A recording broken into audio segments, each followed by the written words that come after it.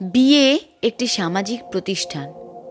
Sex একটি অত্যন্ত গোপনীয় এবং ব্যক্তিগত বিষয়। বিয়ের সাথে সেক্সের কোনোই সম্পর্ক নেই আপাত দৃষ্টিতে, কিন্তু একটা মানুষের বিয়ে ভাঙলেই তার যৌন জীবন, তার চরিত্র, তার থাকা খাওয়া, ওঠা বসা, হাঁটা চলা, স্বভাব আচরণ নিয়ে প্রশ্ন তোলা হয়। অথচ দেখুন, বিয়ে ছাড়া সম্পর্ক ভাঙলে কেউ তেমন প্রশ্ন করে না। আমি এখানে কোনো সেলিব্রিটির জীবন বা তার বিয়ে ভাঙা নিয়ে আলোচনা করছি না, কারণ তারা যথেষ্ট স্বাবলম্বী মানসিক ও আর্থিক দিক থেকে।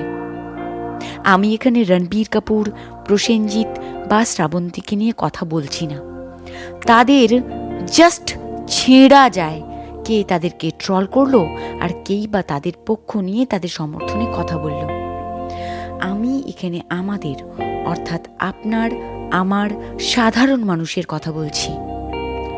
আমাদের জীবনে কত সম্পর্ক এসেছে বলুন তো। কোনোটা ভালো লাগা অবধি সীমিত থেকেছে, আবার কোনোটা কয়েক মাসের মধ্যে ভেঙে টুকরো টুকরো হয়েছে, আবার কোনোটা দীর্ঘ কয়েক বছর একসাথে চলার পর ভেঙে গেছে। কত সম্পর্কে আমরা জলের মতো নিজেদেরকে বিলিয়ে দিয়েছি।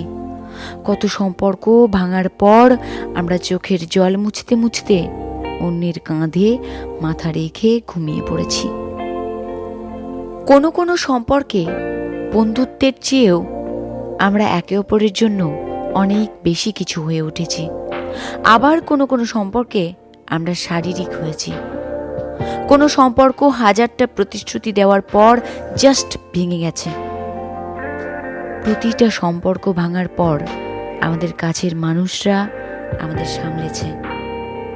কেউ হাসেনি, কেউ ঘেন্না করেনি, কেউ ব্যঙ্গ করেনি। কিন্তু আপনার একটা বিয়ে যদি কাল ভেঙে যায়, অজস্র প্রশ্নের সম্মুখীন আপনাকে হতে হবে। তার মানে কি স্রেফ বিয়েতেই ডেডিকেশন, ভালোবাসা, যৌনতা, নিজেকে উজাড় করে দেওয়ার সমস্ত দায়িত্ব থাকে? তাই বিয়ে ভাঙলেই লোকে হাজারটা প্রশ্ন করে।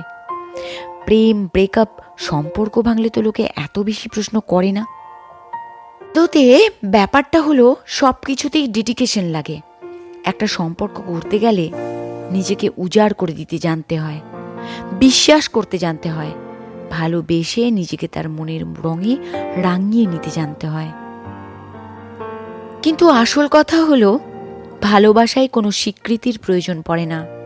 ভালোবাসা দুটো মানুষের ভিতর একান্ত ব্যক্তিগত সম্পর্ক, যার সামাজিক কোনো দায়বদ্ধতা নেই।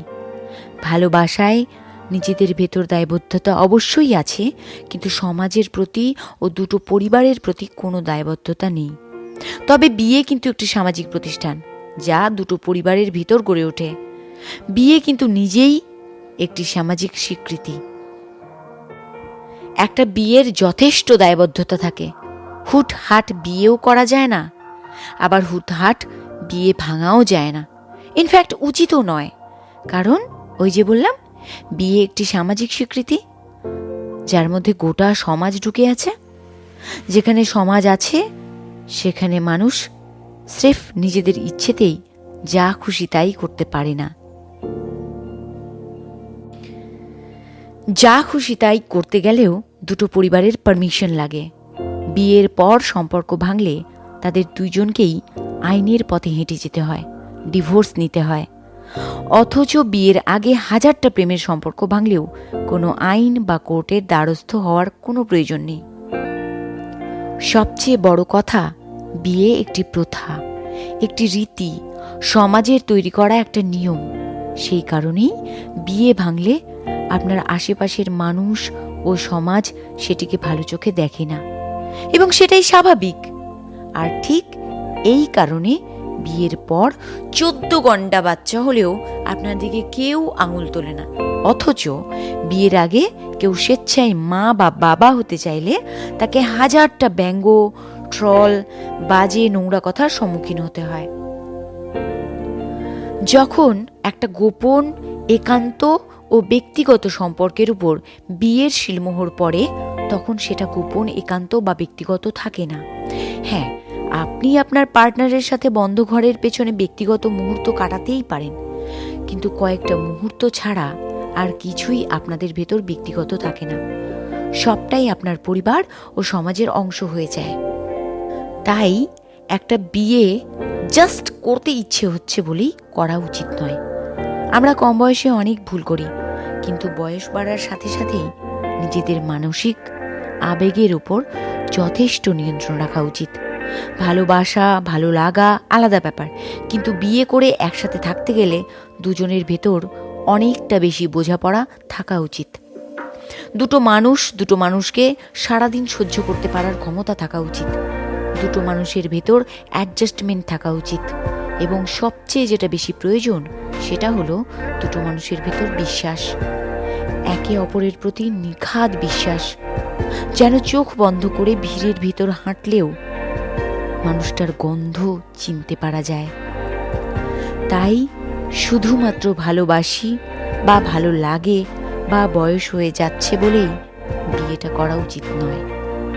লিখেছে কৃপা বসু। অসাধারণ লেখা, দেখে রেকর্ড করার লোভ সামলাতে